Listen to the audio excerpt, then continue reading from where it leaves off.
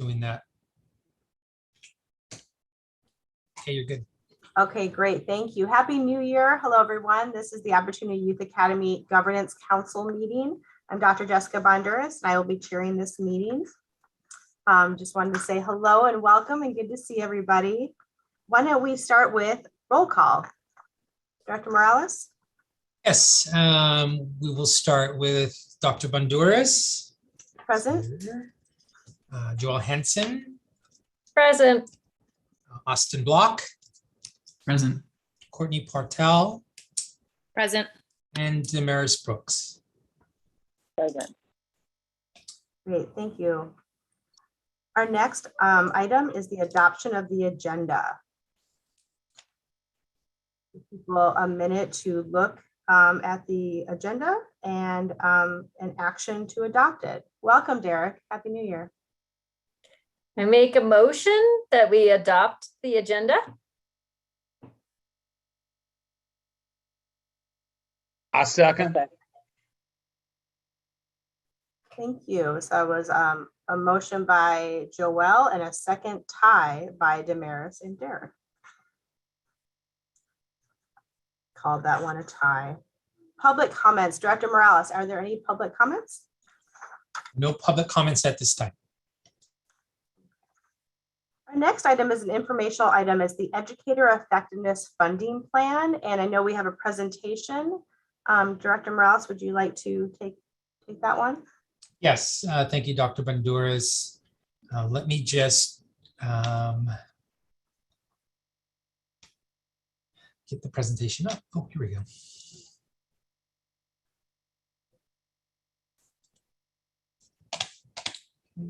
One second, sorry, everybody.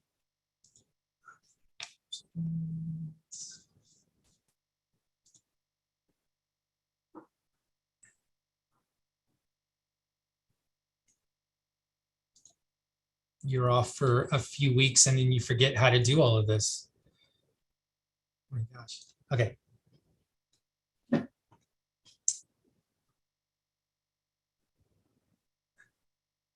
Here we go. Okay. Everyone can see my screen, I hope. Okay, wonderful. I also emailed just, I think about 20 minutes ago, I also sent you an email with the presentations and all of the documents for tonight. So good evening, Dr. Bonduras and the community and members of the Governance Council. The Educator Effectiveness Spot Grant provides funds to the County Office of Ed, school districts, charter schools, and state special schools to provide professional learning and to promote educator equity, quality, and effectiveness.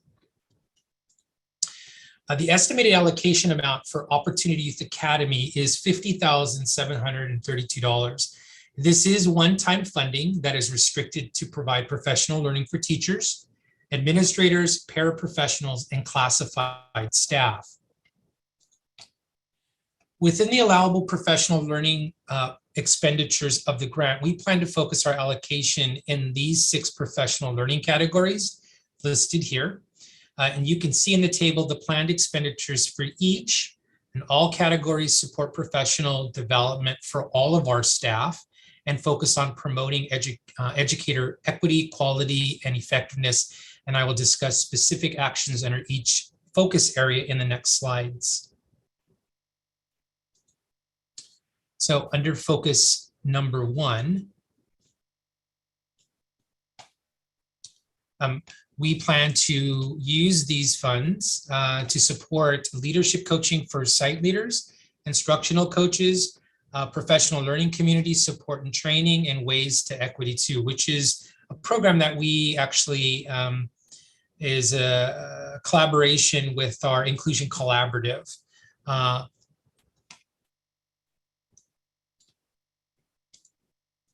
Under focus area 2, regarding standards aligned instruction, new curriculum was introduced this year in our, oh, this is, I'm so sorry, I have the wrong presentation.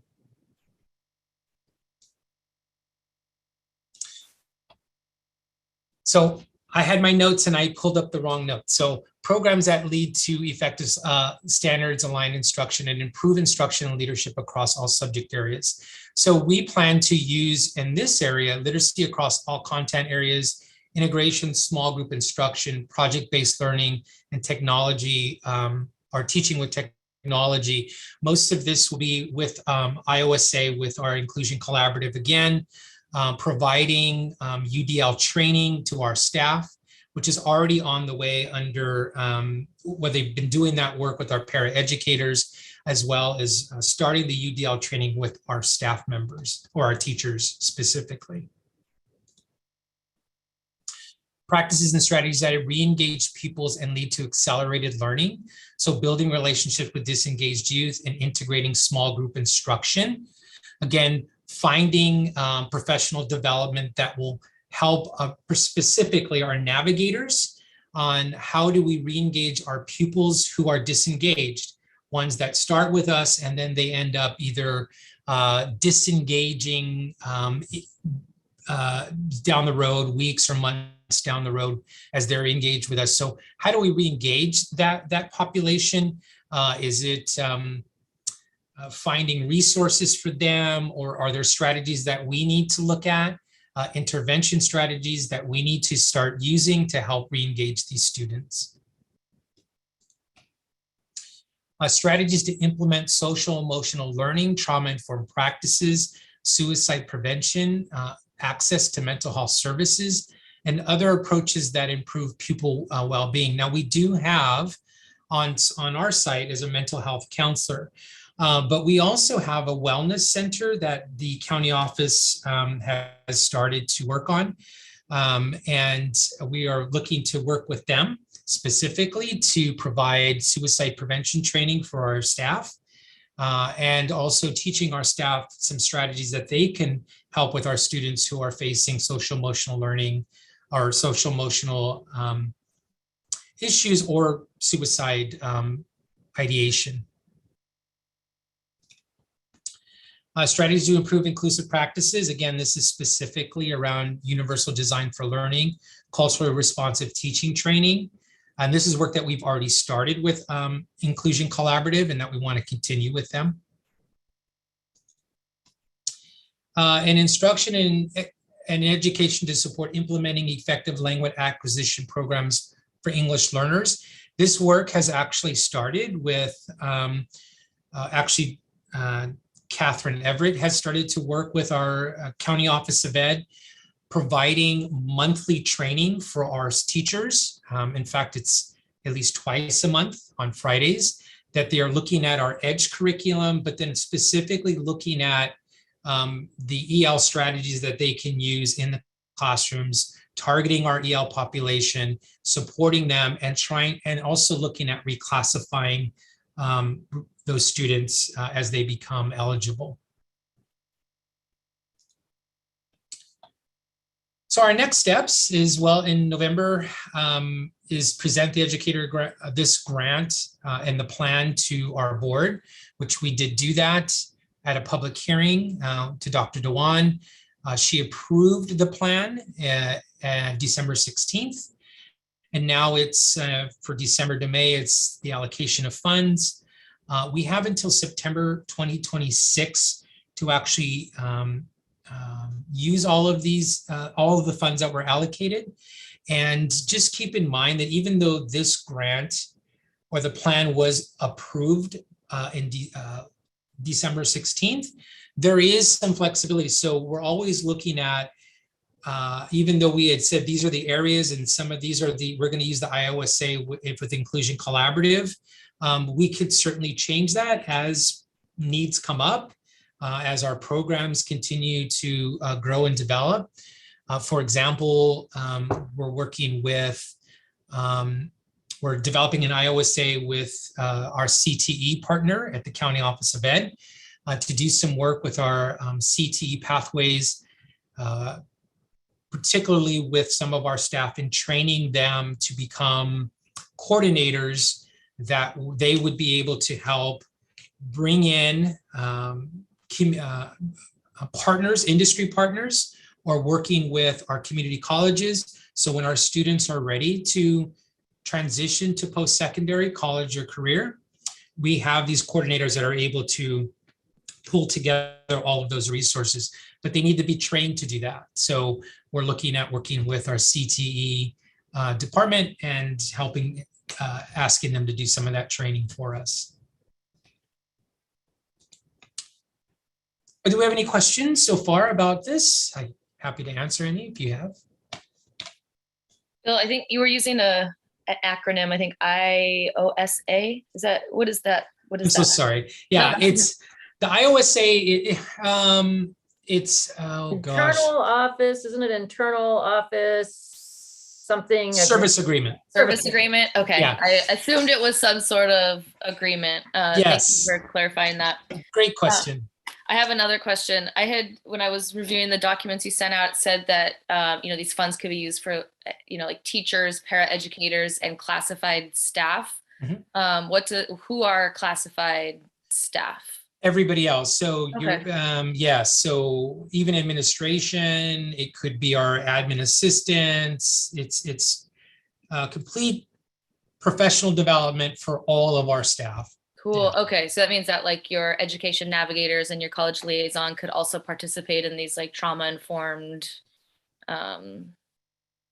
sessions or workshops also. Absolutely. Cool. That is correct. Very cool. Thank you. Any other questions?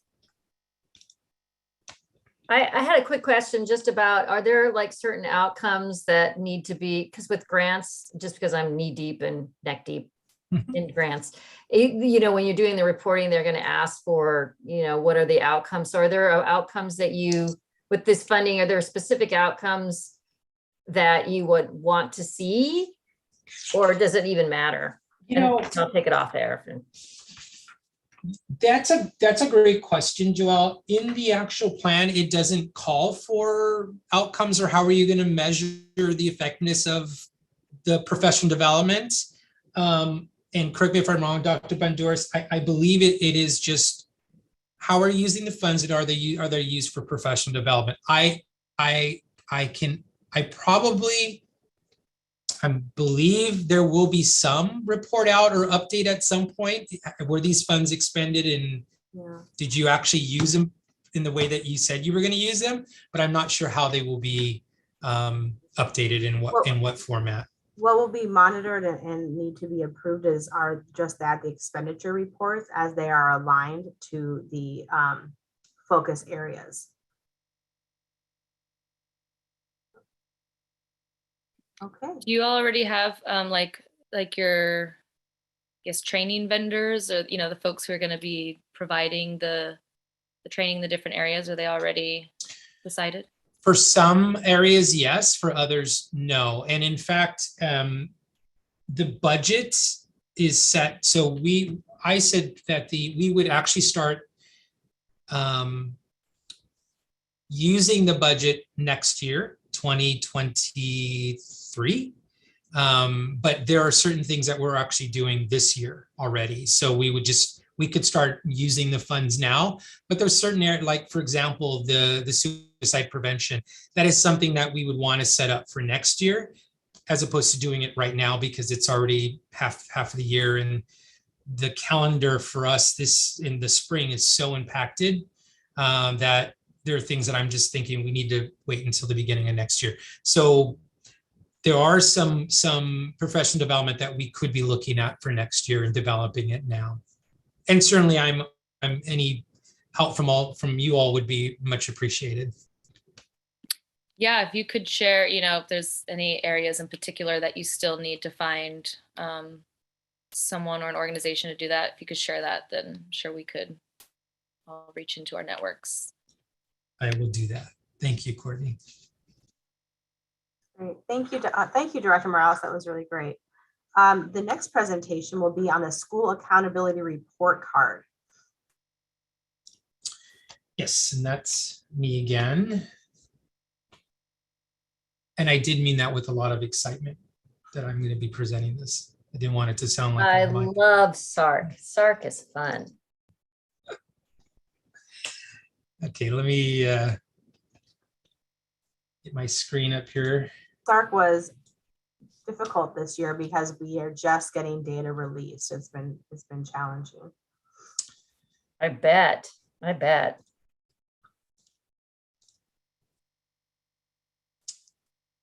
I hope you all can see my screen. And thank you.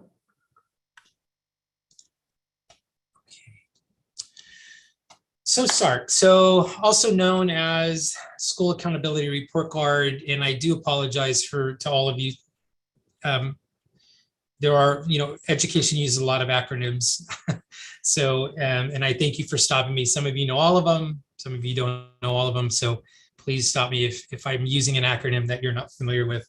So SARC, this is what we call the SARC, School Accountability Report Card. So what is the SARC? Basically, it's the state and federal laws. It requires all public schools receiving state and federal funding to prepare and distribute a SARC. It's a report card. And the purpose of the SARC is to provide parents and community with important information.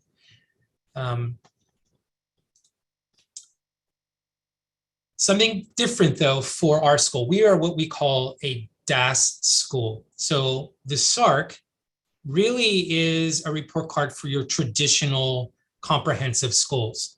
It's not really meant for, well, I don't want to say it's meant for a DAS school, but it's not a report that really helps to highlight the data that a DAS school has. So I just want to put that out there because there are some areas in the SARC that calls for 4-year cohort data. One example is our graduation rates.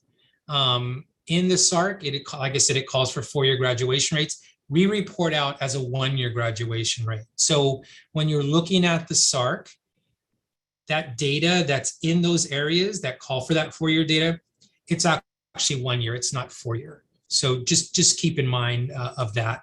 And so we are a DAS school. And the reason why we're a DAS school is because of the high risk population that we serve. So all your alternative schools, your county and court schools, they're automatically enrolled as a DAS school. We actually have to apply for certification, and we do that every year.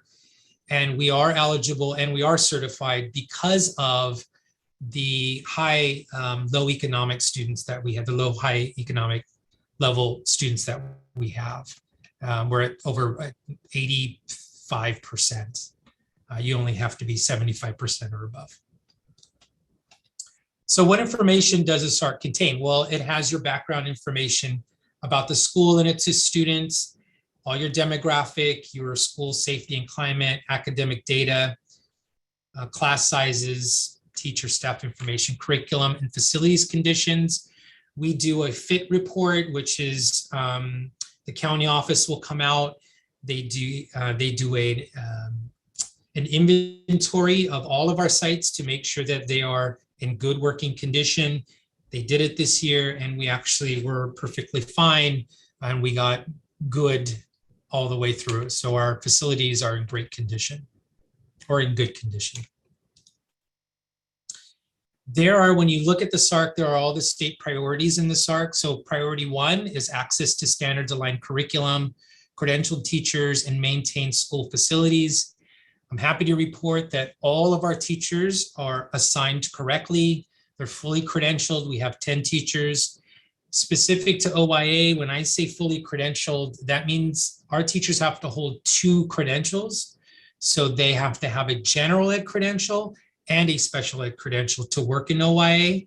So all of our teachers are fully credentialed, which is wonderful because they, like I said, they teach the gen ed, but they also are case managers for IEP students, for 504s. So it's an extra layer. I don't want to say an extra layer of work, but it's definitely more responsibilities in what they have to do. Our standards aligned curriculum, we use SciTech and it is all standard aligned A through G approved. And as I said, we maintain good, clean facilities. Statewide, priority 4 is our pupil achievement, statewide assessments, and career tech education programs and participation. As Dr. Banduras had mentioned, the CDE has not released the statewide assessments. That's our CASP, our LPAC, any of the local data or local assessment. So that's why when you look at our SARC, it's all NA in all of those areas, unfortunately. If we had that data, this presentation would be a little different because we would be looking at that data, comparing it from the last few years and doing a more analysis of that. But unfortunately, that data has not been released, hopefully soon. And then we'll be able to include it. Well, maybe, I don't know if they don't release it between now and next week, it probably won't be in the SARC this year. Priority 3 is our parent involvement. And that in the SARC is just a narrative. Our parents are involved really in a few ways. One is through our school site council. The other way is in, I'm hoping at some point, our governance council as a member on the governance council. And then also we do have parent engagement nights or parent engagement days for our parents to go to a site, understand a little bit more about what we offer for their students, their children, and then and also have an opportunity to meet the teachers and ask questions about our program. Priority 5 is people engagement. It's really our high school dropout rates, our high school graduation rates, chronic absenteeism. I put a highlight on the high school graduation rate. It is embargoed data, so we do have the data for that. I can't share it at this time, but what I can say is that it is very, very good. And it is an increase in our graduation rates from last year. So we are seeing progress in that area, which means on our dashboard, that little needle, it hopefully will move from red to orange, which is great. We're really excited about that. And then our priority 6 is school climate, specifically around suspensions and expulsions. And we are in blue always on the dashboard in those areas because we don't suspend students and we don't expel students. Not because we choose not to, it's just we don't have that behavior or the need or the cause to do that in OYA.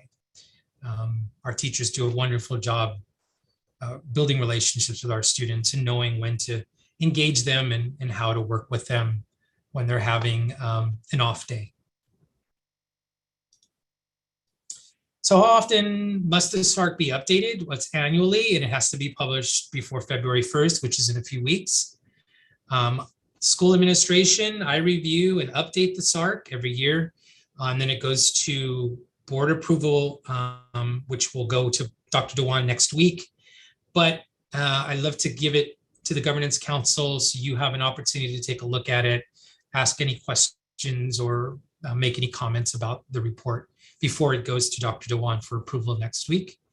OYA works with document tracking services to complete the mandated requirements. So docket DTS is what we call it. That's where all of the SARCs are housed and how they're updated and reviewed by Dr. Banduras and myself. And we do all the updates in that system. So how can a parent obtain this SARC, or how can any of you obtain it? Well, one is certainly you're getting it firsthand, but when it's approved and approved by the board, you can find it on the Department of Education website, and it'll be posted on our website as well. And hard copies are also available for folks that want a copy of it. That's our wonderful county office administration. And that's my presentation on SARC. I didn't go into the specifics of it because, again, there's not a whole lot of data to review, but certainly I'm open to asking any questions or answering any questions you may have. Anybody have any questions on the SARC? It'll be exciting to see the change, right? The positive change that's taking place. It'll be great for you to bring that back and share with everybody. Thank you so much for presenting. Our last item is adjournment, but I wanted to mention that we have our next meeting on February 3rd. And at that meeting, we can talk about next steps for recruiting more council members and a student member as well. we had a student member, as you remember, who became an employee, who is no longer our student member. So it's bittersweet, right? So we have someone who was our OYA student and now is hired in OYA. So that's really awesome. So wanna Yes. for that. Thank you, Dr. Banduras. And just so you know, she did graduate. So Ashley Moore graduated December 17th, I believe, or the 13th or 14th. So the week before we went on break, and then she was offered the position, and she will be the paraeducator at our Sobrato site in Milpitas. So we're really excited to have her join the OYA team, which is why she can't sit on the council, the governance council. But as Dr. Banduras said, we will be sending out another round of applications and asking community members, parents, students to join this wonderful committee. So if you have anybody in mind, please share the announcement with them and fill out the application, and we'll go through the process. You said the meeting was the 3rd of February? Yes, that's what it says here on the agenda. Is that correct? Because I don't have an invite yet, so I'm just hoping we get, so I can put it on my calendar. Phil, you're muted. Yes, I will send out all those invites with the links this week, I promise. Great. I have a question about the screening process for students who are interested. Is it just the same as for community members, or do you have a different way of recruiting students for this? In the bylaws, it is a recommendation from a teacher. So they would recommend the student to me, and then I would probably then, I don't think there's an application they have to fill out. But then it would be, I would discuss that with Dr. Banduras and then recommend that student to Dr. Dewan for approval. Thank you. Okay. Well, thank you so much, everybody, for your time today on a Thursday afternoon. I wish you a wonderful rest of the week and a fun weekend. And with that, we will adjourn. Take Thank care, you, everybody. everyone. Okay, thank you, everybody.